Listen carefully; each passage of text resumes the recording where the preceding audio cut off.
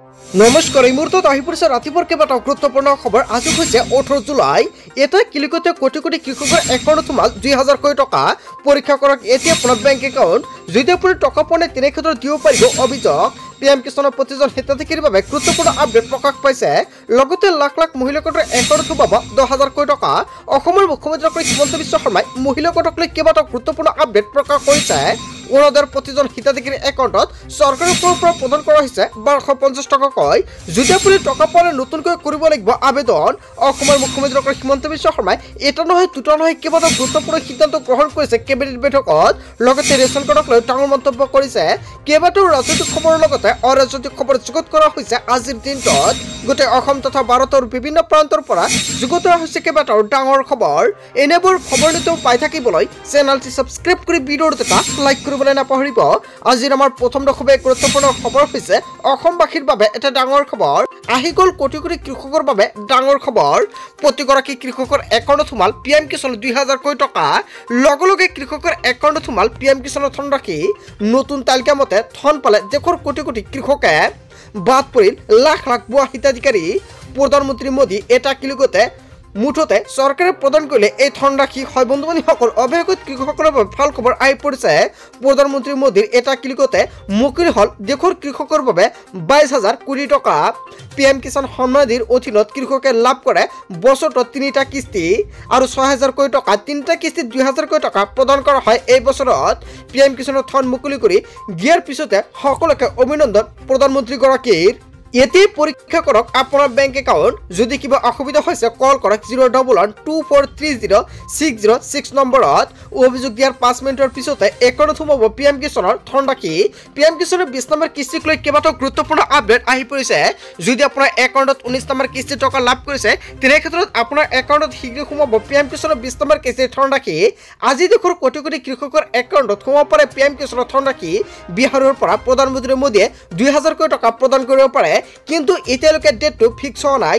যেতিয়া কেন্দ্ৰীয় চৰকাৰৰ ফালৰ পৰা ডেটটো ফিক্স হ'ব নিশ্চয় জানিব পাৰিব। যদি কৃষকসকলৰ কিবা অসুবিধা হৈ থাকে এইটো নম্বৰ এতিয়া আপুনি ছেভ কৰি ৰাখক আপোনাৰ মোবাইল ফোনত। লগে লগে দিব পাৰিব আপুনি অভিযোগ।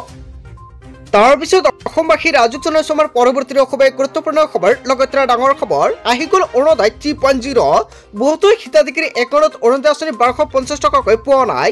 বহুতে জুন আৰু জুলাই মাহত একাউণ্টত যদি টকা পোৱা নাই তেনে ক্ষেত্ৰত আপোনাৰ বাবে ভাল খবৰ। বাজেটত বৃহৎ ঘোষণা কৰিছে বিত্তমন্ত্ৰী অজন্তা নেওগে। নতুনকৈ লাখ লাখ লোকে লাভ কৰিব অৰুণোদয় আঁচনি। শীঘ্ৰেই কৰা হ'ব নতুন হিতাধিকাৰী বাছনি প্ৰক্ৰিয়া। যিসকল হিতাধিকাৰীয়ে নতুনকৈ অৰুণোদয় 3.0ত আবেদন কৰিছে সেইসকল ব্যক্তিৰ বাবে এটা ভাল খবৰ। লগতে এই মাহৰ পৰা চৰকাৰে নতুনকৈ অৰুণোদয় আঁচনিৰ প্ৰপত্ৰ ফৰ্ম ফিলআপ আৰম্ভ কৰিছে। যদি আপুনি এতিয়ালৈকে আবেদন কৰে অতি শীঘ্ৰে আবেদন কৰক। যদি আপুনি এতিয়া আবেদন কৰে তেনে ক্ষেত্ৰত ছেপ্টেম্বৰৰ পৰা আপোনাৰ একাউণ্টত লাভ কৰিব 1250 টকাকৈ। এই বছৰত 37.2 লাখলৈ বৃদ্ধি হ'ব অৰুণোদয়ৰ হিতাধিকাৰীৰ সংখ্যা। 2023 চনত হিতাধিকাৰীৰ সংখ্যা আছিল 18 লাখ আৰু অৰুণোদয় আঁচনি 2.0ত চৰকাৰে 2024 চনত 24 লাখলৈ বৃদ্ধি কৰা হৈছে। কেৱল ইয়াৰ নহয়, মহিলা সবলীকৰণৰ বাবে অৰুণোদয় আঁচনি লৈছে ডাঙৰ ভূমিকা। বিধৱা পেঞ্চন অৰুণোদয় এতিয়া ধন সম্প্ৰচাৰ কৰা হৈছে। লগতে 5,000 কোটি টকা ধাৰ্য কৰা হৈছে অৰুণোদয় 3.0ৰ বাবে। যিসকল ব্যক্তি এতিয়ালৈকে অৰুণোদয় 3.0 টকা পোৱা নাই নতুনকৈ আবেদন কৰক। আৰু যিসকল হিতাধিকাৰী অৰুণোদয় আঁচনিৰ টকা জুন আৰু জুলাই মাহতো পোৱা নাই সেইসকলৰ নাম কৰ্তন কৰা হৈছে। সেইসকলৰ নতুনকৈ কৰিব লাগিব আবেদন, অন্যথা আপোনাৰ একাউণ্টত আপুনি টকা নাপাব। নতুনকৈ আকৌ হ'ব আবেদন। লাখ লাখ মহিলাই নতুনকৈ পাব অৰুণোদয় আঁচনিৰ সুবিধা। বাজেটত বৃহৎ ঘোষণা কৰিছে বিত্তমন্ত্ৰী অজন্তা নেওগে।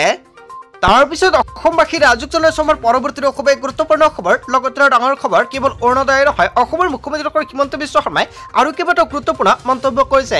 এতিয়া অৰুণোদয় পাবলৈ গাঁওবুঢ়া মৌজাদাৰৰ আয়ৰ প্ৰমাণপত্ৰ নালাগে। ৰেচন কাৰ্ড থাকিলে লাভ কৰিব আপুনি নতুনকৈ অৰুণোদয় আঁচনি। লগতে মাইক্ৰ' ফাইনেন্সৰ ঋণ মাফ সন্দৰ্ভত মুখ্যমন্ত্ৰী ডক্টৰ হিমন্ত বিশ্ব শৰ্মাই ডাঙৰ মন্তব্য কৰিছে।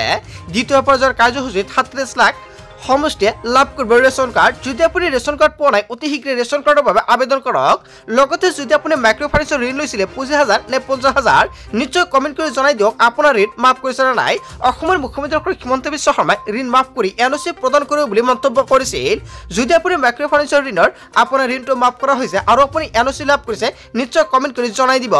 লগতে যদি আপোনাৰ ৰেচন কাৰ্ড আছে ৰেচন কাৰ্ড থকা মহিলাই লাভ কৰিব 5 লাখ টকাৰ বিনামূলীয়াকৈ চিকিৎসা সেৱা ৰেচন কাৰ্ড হৈছে আপোনাৰ হেক সাৰ্টিফিকেট ৰেচন কাৰ্ড থাকিলে একোটা সাৰ্টিফিকেট নালাগে আপোনাৰ ৰেচন কাৰ্ড দেখলে বিনামূলীয়াকৈ নামভৰ্তি হ'ব মহাবিদ্যালয়ত ৰেচন কাৰ্ডত দাইল আৰু চেনি সুলভ দোকানত দিয়াৰ বাবে চৰকাৰে লৈছে ডাঙৰ ব্যৱস্থা আৰু অৰুণোদয় সন্দৰ্ভত ডাঙৰ খবৰ দিছে অসমৰ মুখ্যমন্ত্ৰী ডক্টৰ হিমন্ত বিশ্ব শৰ্মাৰ চৰকাৰে তাৰপিছত অসমবাসী ৰাজুক জনাইছে আমাৰ পৰৱৰ্তী খুবেই গুৰুত্বপূৰ্ণ খবৰ লগতে ডাঙৰ খবৰ লাখপতি বাইদেউক লৈ আহি গৈছে ডাঙৰ খবৰ অপেক্ষাৰ ফল মিঠা হয় মহিলাসকলে অপেক্ষা কৰক অকণমান ধৈৰ্য কৰক লাখপতি বাইদেৱে মহিলা উদ্যমিতা আঁচনি ধন শীঘ্ৰে সোমাব মহিলাসকলৰ একাউণ্টত শীঘ্ৰে প্ৰকাশ পাব লাখপতি বাইদেউৰ তালিকা অতি শীঘ্ৰে তালিকাত চাওক আপোনাৰ নাম আছে নে নাই কিয়নো আপুনি পঞ্চায়ত বা ব্লকতকৈ চেক কৰিব পাৰিব তালিকা চৰকাৰে নতুন তালিকা প্ৰকাশ কৰিছে তালিকা প্ৰকাশৰ পিছতে 3 দিনীয়া প্ৰশিক্ষণ দিয়া হ'ব মহিলাসকলক আৰু তাৰ পিছতে পোনপটীয়াকৈ সোমাই যাব আপোনাৰ বেংক একাউণ্টত 10,000 কোটি টকা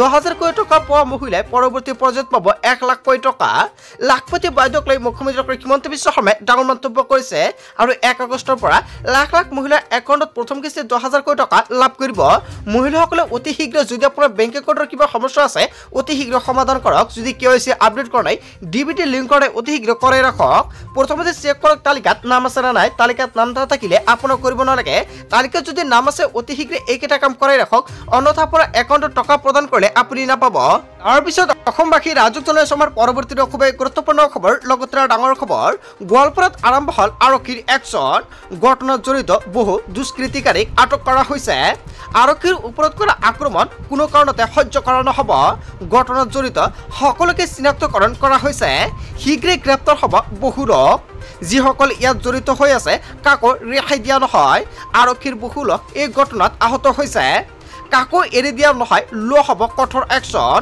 বাকী থকাসকল যাতে এনেকুৱা কামত জড়িত নহয় তাৰ বাবে শেষ আহ্বান জনাইছে আৰক্ষীৰ তৰফৰ পৰা পাইকানত উচ্ছেদ সম্পন্ন হ'ল আৰু ইয়ালৈ যাতে কোনো ব্যক্তি উভতি নাহে সকলো যাতে শান্তিৰে থাকে তাৰ বাবে শেষ আহ্বান একাংশই বিদ্যালয় গৃহত জুই লগাইছিল আৰু এইবিলাক ঘটনা একেবাৰে ভাল নহয় আমি ইয়াৰ ওপৰত একশ্যন ল'ম একাংশই উচিতনি দিয়াৰ বাবে আজিৰ এই ঘটনা সংঘটিত হ'ল যাতে এনেকুৱা ঘটনা সংঘটিত নহয় তাৰ বাবে আৰক্ষী সকিয়নি প্ৰদান কৰিছে হয় বন্ধু-বান্ধৱীসকল ইয়াক লৈ জনতাই কি ক'ব যদি জনতাৰ কিবা মন্তব্য কৰিব লগা থাকে আপোনালোকৰ মন্তব্যটো নিশ্চয় কমেণ্ট কৰি জনাই দিব তাৰপিছত অসমবাসী ৰাজুক জনাইছে আমাৰ পৰৱৰ্তী খুবেই গুৰুত্বপূৰ্ণ খবৰ লগতে ডাঙৰ খবৰ ৰাহুল গান্ধীৰ মন্তব্যৰ সন্দৰ্ভত মুখ্যমন্ত্ৰী ডক্টৰ হিমন্ত বিশ্ব শৰ্মাই বৃহৎ প্ৰতিক্ৰিয়া মই চাকৰি দিছোঁ নে নাই সেয়া অসমৰ ৰাইজে জানে হয় বন্ধু-বান্ধৱীসকল ৰাহুল গান্ধীয়ে মুখ্যমন্ত্ৰী ডক্টৰ হিমন্ত বিশ্ব শৰ্মাৰ বিৰুদ্ধে কেইবাটাও ডাঙৰ মন্তব্য কৰিছিলে আৰু তাৰ পিছতে অসমৰ মুখ্যমন্ত্ৰী ডক্টৰ হিমন্ত বিশ্ব শৰ্মাই ৰাহুল গান্ধীক লৈ কেইবাটাও ডাঙৰ মন্তব্য কৰিছে মোক জেললৈ পঠিয়াম বুলি কোৱাৰ আগতে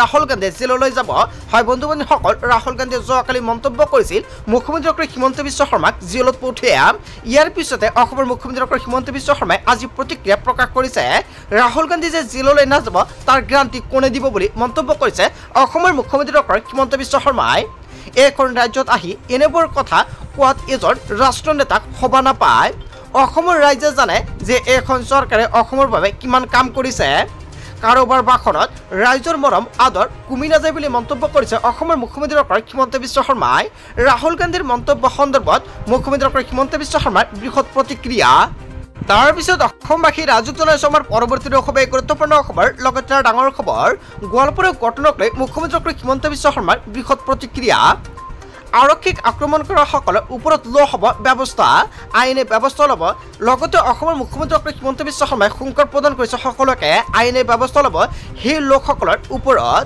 গোচৰ ৰুজু কৰি ব্যৱস্থা লোৱা হ'ব আক্ৰমণকাৰীৰ ওপৰত গোৱালপাৰাৰ ঘটনাক লৈ মুখ্যমন্ত্ৰী ডক্টৰ হিমন্ত বিশ্ব শৰ্মাৰ বৃহৎ প্ৰতিক্ৰিয়া হয় বন্ধু-বান্ধৱীসকল সকলোৱে সাৱধান হৈ থাকক আৰু কোনেও যাতে এনেকুৱা ঘটনা সংঘটিত নকৰে তাৰ বাবে সাৱধান হওক অন্যথা পৰিব আপোনালোকে ভয়ংকৰ বিপদত তাৰপিছত অসমবাসী ৰাজুক জনাইছে আমাৰ পৰৱৰ্তী খুবেই গুৰুত্বপূৰ্ণ খবৰ লগতে ডাঙৰ খবৰ যোৱাকালি ভয়ংকৰ ঘটনা সংঘটিত হৈছে গোৱালপাৰা আৰু গোৱালপাৰাত 3 উচ্ছেদিত গুলীবিদ্ধ কেৱল এয়াই নহয় নিহিত চাকৰ হুছেইন নামৰ এজন ব্যক্তি অৱশেষত মৃত্যু আকলি লৈছে আৰু 2 উচ্ছেদিত চিকিৎসাধীন সংকটজনক অৱস্থাত এজন জিএমচিলৈকে প্ৰেৰণ কৰা হৈছে গোৱালপাৰাত পুনৰ ঘৰ সজাৰ চেষ্টা কৰিছিল উচ্ছেদিত বুলি মন্তব্য কৰা হৈছে ত্ৰিপলৰ তলত আশ্ৰয় লোৱা উচ্চজিতক পুৱাই খেদিবলৈ গৈছিল আৰক্ষী আৰু আৰক্ষীক উলটাই আক্ৰমণৰ লক্ষ্য কৰি ল'লে উচ্চজিতে বুলি মন্তব্য কৰা হৈছে আৰু উচ্চজিতে লৈছে এতিয়া যুদ্ধ দেখি ৰূপ উচ্চজিতৰ ৰুদ্ৰৰূপ দেখি জেচিবিলৈ আৰক্ষীৰ উভতনি পৰিস্থিতি নিয়ন্ত্ৰণৰ বাবে আৰক্ষীয়ে শূন্যলৈ চলাইছিল গুলী ভয়ংকৰ উত্তপ্ত পৰিস্থিতি গোৱালপাৰা বিদ্যাপাৰা